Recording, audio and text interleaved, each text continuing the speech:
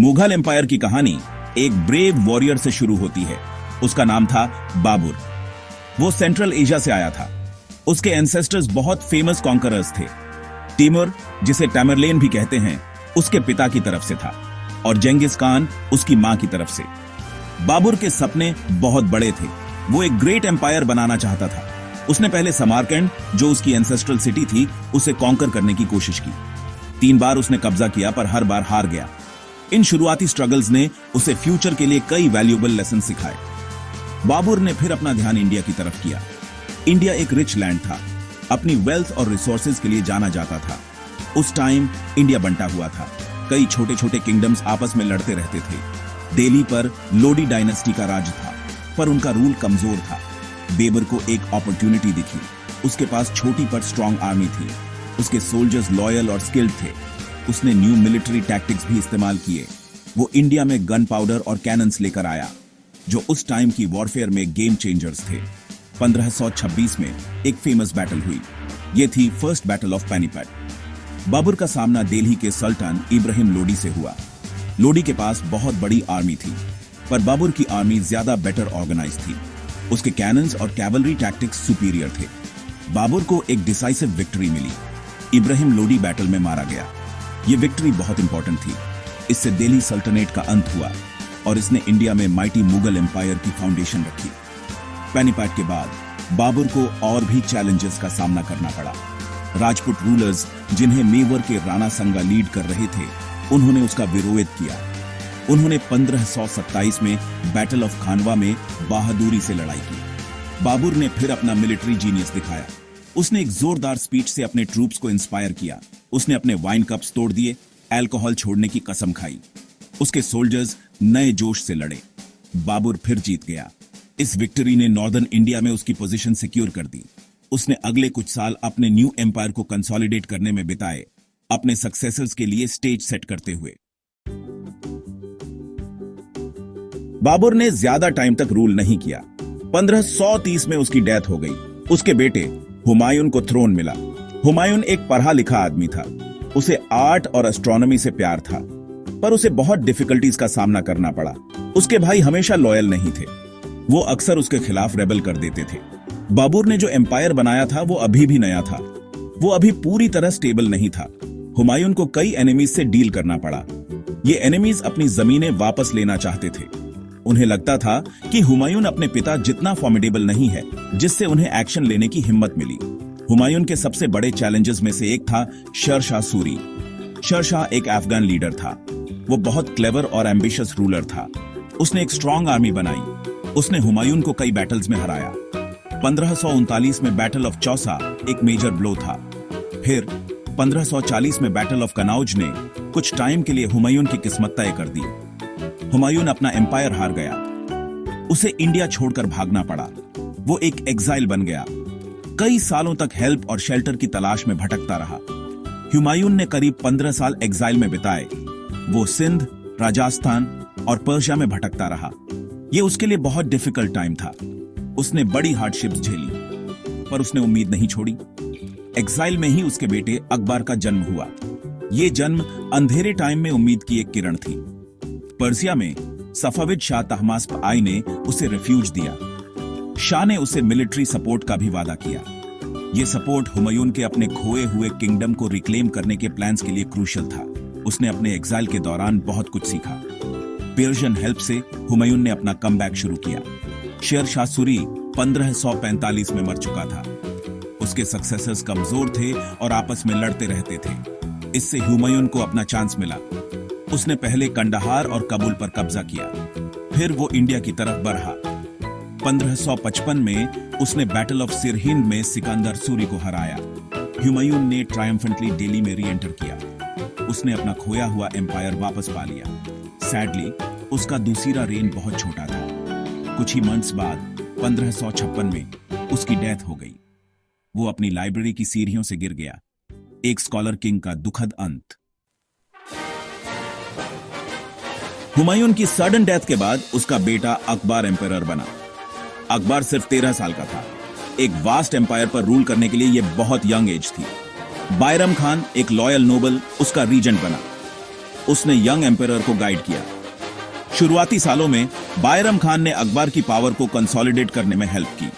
1556 में second battle of पेनिपैट एक crucial victory थी। अकबर की फोर्सेस ने हेमू, जो एक पावरफुल हिंदू जनरल था, उसे हरा दिया। इस विक्ट्री ने अकबर के लिए मुगल थ्रोन सिक्योर कर दिया और उसके लंबे और ग्लोरियस रूल का स्टेज सेट किया। अकबर को कई रीजन से अकबर द ग्रेट के नाम से जाना जाता है। वो एक विजनरी रूलर था। उसने मुगल एम्पायर को सिग्निफिकेंटली एक्सपैंड किया। उसने इंडिया के बड़े हिस्सों को कॉन्कर किया। उसने मिलिट्री स्ट्रेंथ और डिप्लोमेसी दोनों का इस्तेमाल किया। उसने राजपूत किंगडम्स के साथ अलायंसेस किए। उसने राजपूत प्रिंसेसेस से शादी की। इस पॉलिसी से पीस और स्टेबिलिटी लाने में मदद मिली। वो एक ब्रिलियंट एडमिनिस्ट्रेटर था। उसने एम्पायर को एफिशिएंटली ऑर्गेनाइज किया। उसका लैंड रेवेन्यू सिस्टम, जिसे टोडरमैल ने डेवलप किया था, अपने टाइम के हिसाब से रिमार्केबल था और प्रॉस्पेरिटी लाया। अकबर अपनी रिलीजियस टॉलरेंस के लिए भी फेमस था। वो मानता था कि सभी रिलीजन्स में कुछ सच्चाई होती है। वो डिफरेंट फेथ्स की रिस्पेक्ट करता था। उसने जिज़िया टैक्स खत्म कर दिया। ये नॉन मुस्लिम्स पर लगने वाला टैक्स था। उसने डिफरेंट रिलीजन्स के स्कॉलर्स के बीच डिस्कशंस को इनकरेज किया। उसने दिनी इलाही नाम का एक नया रिलीजियस पाथ भी शुरू किया। इसका एम सभी रिलीजन्स के गुड पॉइंट्स को कंबाइन करना था। हालांकि इसके ज्यादा फॉलोअर्स नहीं बने, पर इससे उसकी ओपन माइंडेडनेस पता चलती थी। उसका कोर्ट लर्निंग और कल्चर का एक वाइब्रेंट प्लेस था। अकबर के रेन को मुगल एम्पायर का गोल्डन एज माना जाता है। आर्ट, आर्किटेक्चर और लिटरेचर उसके पैट्रनेज में खूब फले फूले। उसने कई ग्रेट बिल्डिंग्स बनवाई। फेटपुर सीकरी उसकी न्यू कैपिटल सिटी इसका एक फाइन एग्जाम्पल है। उसके पास मैन्युस्क्रिप्ट से भरी लाइब्रेरी थी। उसने पोएट्स, पेंटर्स और म्यूजिशियंस को सपोर्ट किया। नवरत्नस या नवरत्न उसके कोर्ट में फेमस स्कॉलर्स और आर्टिस्ट्स थे। अकबर के रूल ने एक डाइवर्स लैंड में यूनिटी और प्रॉस्पेरिटी लाई। उसने इंडिया की हिस्ट्री और कल्चर पर एक लास्टिंग इंपैक्ट छोड़ा। जब अकबर की डेथ 1605 में हुई तो उसके बेटे सालिम को थ्रोन मिला। सालिम ने जहांगीर का टाइटल लिया। इसका मतलब है कॉन्करर ऑफ द वर्ल्ड, यानी दुनिया को जीतने वाला। जहांगीर अपने पिता से डिफरेंट था। वो मिलिट्री एक्सपेंशन या एडमिनिस्ट्रेशन पर उतना फोकस नहीं था। हालांकि उसने अकबर की सेट की हुई पॉलिसीज को काफी हद तक मेंटेन रखा। वो अपने लव ऑफ जस्टिस के लिए जाना जाता था। उसने अपने पैलेस के बाहर एक चेन ऑफ जस्टिस लगवाई थी। कोई भी बेल बजाकर सीधे एम्परर से जस्टिस मांग सकता था। इससे अपनी प्रजा के लिए उसकी कंसर्न दिखती थी। जहांगीर को आर्ट और नेचर की डीप अप्रिसिएशन थी। वो नेचुरल वर्ल्ड का कीन ऑब्जर्वर था। उसने रेयर बर्ड्स, एनिमल्स और फ्लावर्स की पेंटिंग्स कमीशन की। मुगल पेंटिंग उसके रेन में नई ऊंचाइयों पर पहुंची। स्टाइल और ज्यादा रिफाइंड और रियलिस्टिक हो गया। उस्ताद मंसूर उसके कोर्ट का फेमस पेंटर था। वो फ्लोरा और फौना की डिटेल डिपिक्शंस के लिए जाना जाता था। जहांगीर खुद आर्ट का कॉनोसर था। वो एक ही पेंटिंग में डिफरेंट आर्टिस्ट्स का काम पहचान सकता था। उसके मेमोइर्स टुजुकी जहांगीरी उसकी लाइफ और इंटरेस्ट के बारे में रिच डिटेल्स देते हैं। जहांगीर की वाइफ नूर जहान एक बहुत इन्फ्लुएंशियल फिगर थी। वो इंटेलिजेंट, ब्यूटीफुल और एम्बिशियस थी। उसने एम्पायर को गवर्न करने में एक्टिव रोल निभाया। उसके नाम पर कॉइन्स भी इशू किए गए थे। वो आर्ट और आर्किटेक्चर की पेट्रन भी थी। उसने ब्यूटीफुल गार्डन्स और टूम्स डिजाइन किए। उसका इन्फ्लुएंस इतना स्ट्रांग था कि कुछ हिस्टोरियंस कहते हैं कि जहांगीर के रेन के लेटर पार्ट में वही थ्रोन के पीछे रियल पावर थी। उसने स्टेट अफेयर्स को इफेक्टिवली मैनेज किया, खासकर तब जब जहांगीर की हेल्थ अल्कोहल और ओपियम की एडिक्शन की वजह से डिक्लाइन हो गई थी। अपनी पर्सनल वीकनेसेस के बावजूद जहांगीर का रेन ज्यादातर पीसफुल रहा। एम्पायर स्टेबल और प्रॉस्परस रहा। उसने अकबर की रिलीजियस टॉलरेंस की पॉलिसी जारी रखी। हालांकि वो एक डिवाउट मुस्लिम था। यूरोपियन ट्रेडर्स, खासकर इंग्लिश, उसके टाइम में इंडिया आने लगे थे। सर टॉमस रो, एक इंग्लिश एम्बेसडर, जहांगीर के कोर्ट में आया था। उसने इंग्लिश ईस्ट इंडिया कंपनी के लिए इंडिया में ट्रेड करने की परमिशन हासिल की। ये एक सिग्निफिकेंट डेवलपमेंट था। इसके इंडिया के फ्यूचर के लिए दूर तक कॉन्सिक्वेंसेस होने वाले थे। जहांगीर के ब्यूटी के लिए प्यार ने एक रिच आर्टिस्टिक लेगेसी छोड़ी। Section 5, Shahjahan, the architect king and his marvels. Jahangir की डेथ के बाद 1627 में उसका बेटा खुर्रम एम्परर बना। उसने शाहजहां का टाइटल लिया। इसका मतलब है किंग ऑफ द वर्ल्ड, यानी दुनिया का राजा। शाहजहां के रेन को अक्सर मुगल आर्किटेक्चर का गोल्डन एज कहा जाता है। उसे बिल्डिंग बनाने का पैशन था। उसने कई मैग्निफिसेंट मॉन्यूमेंट्स बनवाए। ये बिल्डिंग्स अपनी ब्यूटी और ग्रैंडर के लिए फेमस हैं। वो स्टनिंग स्ट्रक्चर्स की लेगेसी पीछे छोड़ना चाहता था। उसके ईरे में एम्पायर अपनी प्रॉस्पेरिटी और कल्चरल रिचनेस के पीक पर था, जिससे ऐसे ग्रैंड प्रोजेक्ट्स पॉसिबल हो पाए। शाहजहां की बनवाई हुई सबसे फेमस बिल्डिंग है ताजमहल। उसने इसे आगरा में बनवाया। ये उसकी बिलवेड वाइफ मुमताज महल का मौजोलियम है। उनकी डेथ चाइल्ड बर्थ के दौरान हुई थी। शाहजहां का दिल टूट गया था। वो एक ऐसा मॉन्यूमेंट बनाना चाहता था जो उसके प्यार जितना ही ब्यूटीफुल हो। ताजमहल व्हाइट मार्बल से बना है। इसे दुनिया के वंडर्स में से एक माना जाता है। हजारों इन आर्टिजन्स ने इसे बनाने में कई साल लगाए। ये प्यार और एक्सक्विजिट क्राफ्ट्समैनशिप का इटर्नल सिंबल है। शाहजहां ने कई और भी इंपॉर्टेंट स्ट्रक्चर्स बनवाए। उसने दिल्ली में रेड फोर्ट बनवाया। ये एक मैसिव और इंप्रेसिव फोर्ट पैलेस कॉम्प्लेक्स है। रेड फोर्ट के अंदर उसने दीवान आई आम और दीवान आई खास जैसे ब्यूटीफुल हॉल्स बनवाए। उसने दिल्ली में जामा मस्जिद भी कमीशन की। ये इंडिया की सबसे बड़ी मॉस्क्स में से एक है। उसने शाहजहानाबाद नाम की एक न्यू कैपिटल सिटी बसाई।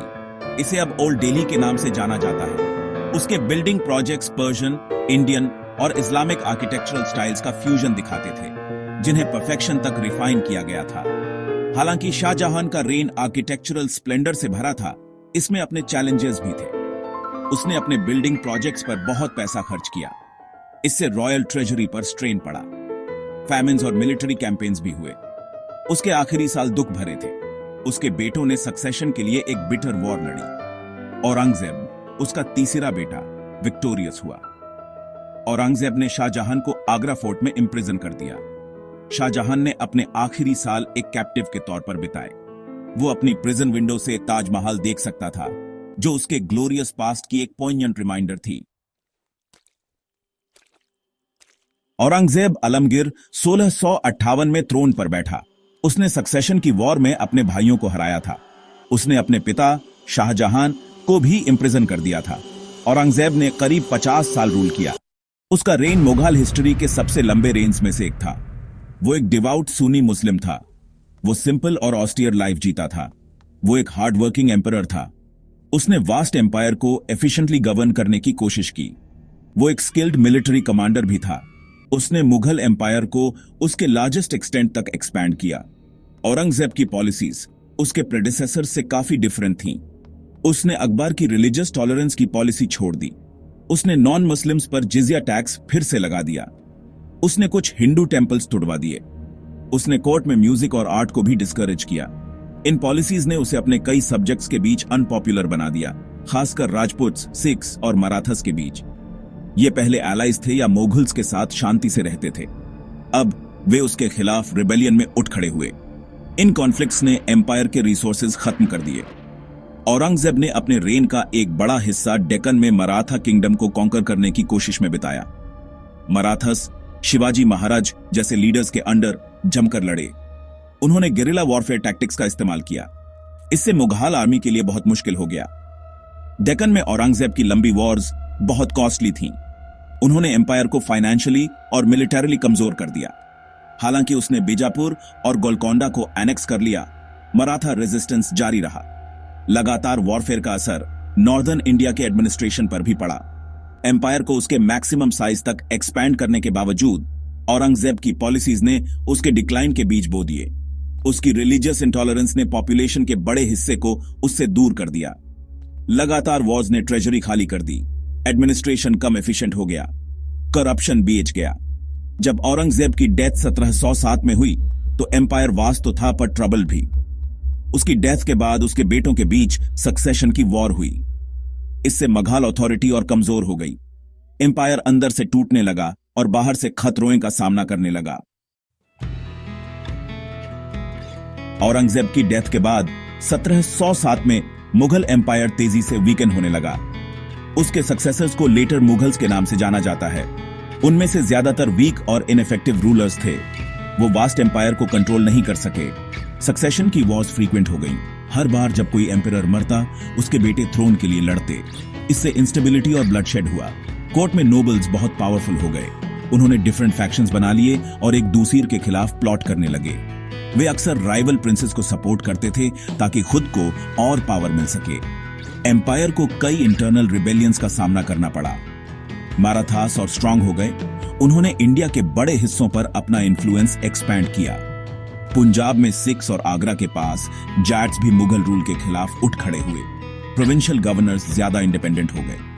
वे अपनी प्रोविंसेस पर राजाओं की तरह रूल करने लगे। अवध और बंगाल के नवाब्स और हैदराबाद के निजाम वर्चुअली ऑटोनोमस हो गए।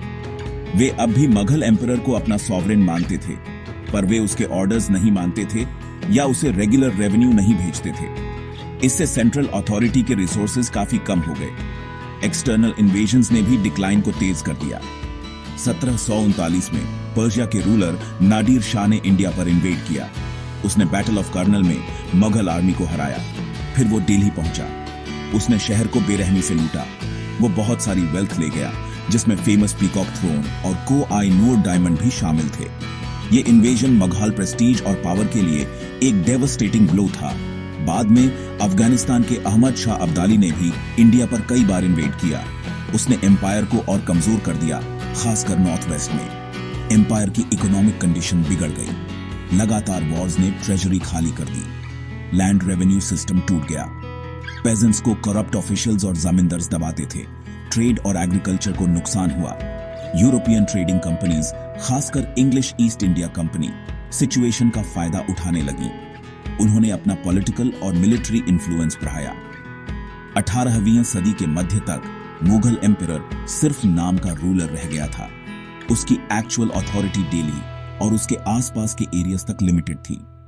कभी का माइटी एम्पायर अब अपनी परछाई मात्र रह गया था। अपने इवेंचुअल डिक्लाइन के बावजूद मुगल एम्पायर ने एक प्रोफाउंड और लास्टिंग लेगेसी छोड़ी। ये लेगेसी इंडियन लाइफ के कई एस्पेक्ट्स में देखी जा सकती है। मुगल्स आर्ट और आर्किटेक्चर के ग्रेट पेट्रन्स थे। उन्होंने मैग्निफिसेंट फोर्ट्स, पैलेसेस, मॉस्क्स और टूम्स बनवाए। ताजमहल उनके आर्किटेक्चरल जीनियस का वर्ल्ड रिनाउंड सिंबल है। दूसरे एग्जाम्पल्स में दिल्ली का रेड फोर्ट, फतेहपुर सिकरी और लाहौर और कश्मीर के शालीमार गार्डन्स शामिल हैं। ये स्ट्रक्चर्स आज भी लोगों को हैरान करते हैं और दुनिया भर से विजिटर्स को अट्रैक्ट करते हैं। मुगल पेंटिंग भी एक्सेलेंस के हाई लेवल पर पहुंची। आर्टिस्ट ने ब्यूटीफुल मिनिएचर पेंटिंग्स बनाई। इन पेंटिंग्स में court scenes, battles, hunting expeditions और पोर्ट्रेट्स दिखाए जाते थे। वे अपनी इंट्रिकेट डिटेल्स और वाइब्रेंट कलर्स के लिए जानी जाती थीं। मुगल्स ने लिटरेचर में भी सिग्निफिकेंट कॉन्ट्रीब्यूशंस किए। पर्शियन कोर्ट की ऑफिशियल लैंग्वेज थी। कई हिस्टोरिकल क्रॉनिकल्स, पोम्स और स्कॉलरली वर्क्स पर्शियन में लिखे गए। उर्दू लैंग्वेज और लिटरेचर भी इस पीरियड में सिग्निफिकेंटली डेवलप हुए। इसने पर्शियन, अरबिक, टर्किश और लोकल इंडियन डायलेक्ट्स को ब्लेंड किया और पोएट्री और डेली लाइफ की पॉपुलर लैंग्वेज बन गई। मुगल्स ने म्यूजिक और डांस में न्यू स्टाइल्स इंट्रोड्यूस किए। वे क्लासिकल म्यूजिक के पेट्रन्स थे। तानसेन, अकबर के कोर्ट का एक लेजेंडरी म्यूजिशियन, आज भी अपने कॉन्ट्रीब्यूशंस के लिए याद किया जाता है। उन्होंने इंडियन क्विजीन को भी इन्फ्लुएंस किया। बिरयानी, कोरमा और केबाब्स जैसी कई पॉपुलर डिशेस के मुगल ओरिजिन्स हैं। ये डिशेस पूरे इंडियन सबकॉन्टिनेंट और उससे बाहर भी लोग एंजॉय करते हैं।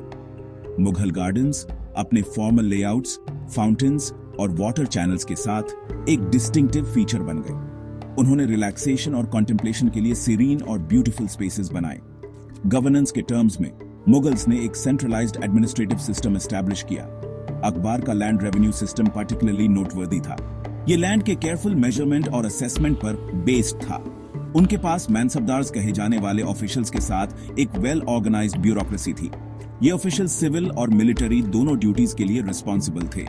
हालांकि सिस्टम में अपनी फ्लॉज थी और टाइम के साथ ये वीकन हो गया।